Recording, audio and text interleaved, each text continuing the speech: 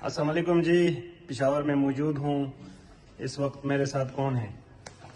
Engineer Sajjad اللہ صاحب، جو کہ جانی پہچانی شخصیت ہے. کیسے ہیں سر؟ بالکل ٹھیک ٹھاک. صحت اچھی ہے؟ سجاد صاحب، کافی عرصے بعد آپ سے ملاقات ہو گئی چلتے چلتے.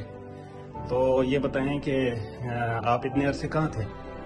میں ادھر ہی تھا آپ کے پاس، آپ کے دلوں میں، اور آپ سب میرے دلوں میں. مجھے بھی تھے.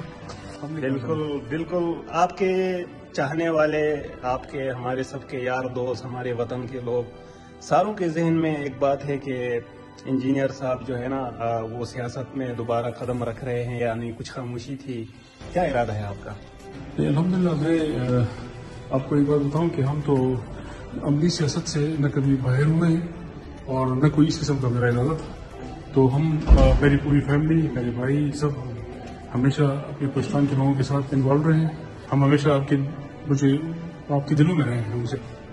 اچھا سجاد صاحب، یہ تھوڑا سا بتائیں ہمارے دیکھنے والوں کو کہ آپ کے خاندان نے سیاست میں بہت طویل عرصہ گزارا. آپ کے والد صاحب نے کم و بیش 18 سال جو ہے وہ عہدے میں رہے. یہ ضرور ہے کہ انہوں نے پاکستان کو شناخت دی، ان کی ایک جدوجہد ہے. اس جدوجہد کو جا کے ایک جگہ پہ بریک لگ گیا. اس کے بعد اس ترقی، سپیڈی جو ترقی تھی وہ ہمارے پاکستان میں نہیں آئی. اس کی کیا وجہ ہے؟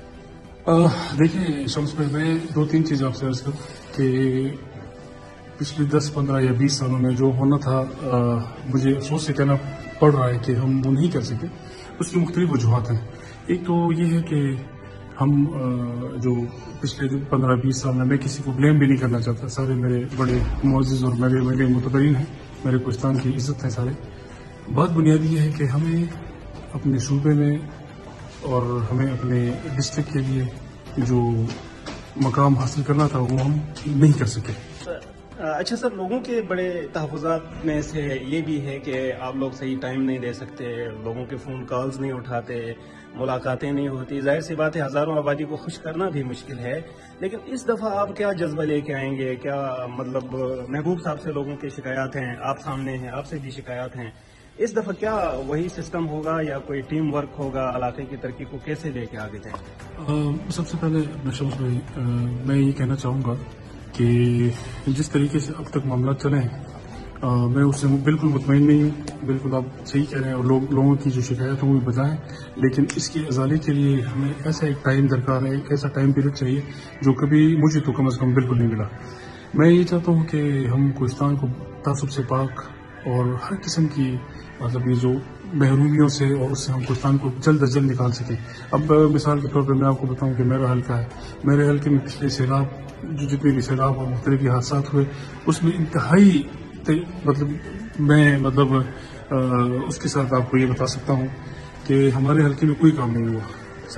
ہمارے زبیر کا روڈ جو ہے اس وقت تک بالکل ختم ہے. لوگوں کو انتہائی سخت تکلیف ہے. اس کے بعد پھر رنگیا، وہ بھی بیسک جو ہماری روڈ، جو ہماری بیسک ریکوائرمنٹ ہے، اس سے وہ بالکل محروم ہے.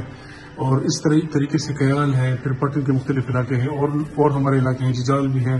یہ ایک ٹورنامنٹ جو رکھا ہے، آپ نے رکھا ہے یا جس نے بھی رکھا ہے، وہاں آپ جائیں گے تو یوتھ آپ کو بڑی اچھی نظر سے دیکھتی ہے، کیونکہ وہ سمجھتی ہے کہ آپ نوجوان ہیں اور نوجوان قیادت ہے. آپ کو پہلے بھی انہوں نے ایک دفعہ موقع دیا 13 مہینے. ان 13 مہینوں میں بھی آپ نے بہت اچھا کام کیا. تو آپ اس سفر کو مطلب کیسے یوتھ کا اعتماد خاص کر بحال رکھیں گے لور پاکستان کی کانسٹیٹوئنسی میں؟ دیکھیے بھائی، میں آپ کو بتاؤں نا، میں یہ جو ابھی ریسنٹلی بنکھڑ میں جو ٹورنامنٹ کا انعقاد ہوا ہے یا جو فائنل ہے، اس میں جانا، میں ایک بار بتاؤں کہ یوتھ کے لیے میں ہمیشہ اویلیبل ہوں. جب بھی مجھے چاہے مجھے بلا سکتے ہیں. میں ساری پورے آل اوور تینوں پاکستان کے جتنے بھی یوتھ ہیں، میں ان کے لیے ہمیشہ ایک اچھی ریپرزنٹیشن دوں گا، اور ان کے لیے میں ہمیشہ حاضر ہوں. مجھ سے جو کچھ ہو سکے انشاءاللہ تعالی میں دن کو نہیں رات کو بھی ان کے لیے حاضر ہوں. بہت شکریہ جی.